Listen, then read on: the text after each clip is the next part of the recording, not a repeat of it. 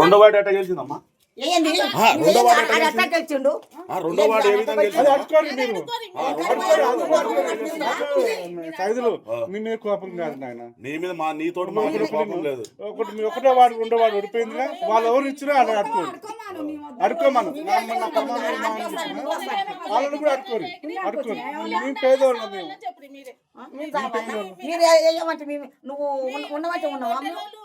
10 లక్షలు నేను మాకు ఒక్కనికైతే 10 లక్షలు తండ్రి అయ్యా నువ్వు వేసినావంటే నేను పోతాగా. నేను వేసినా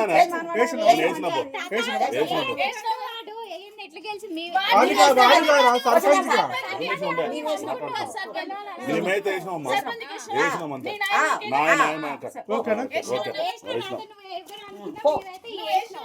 వేసినామమ్మా.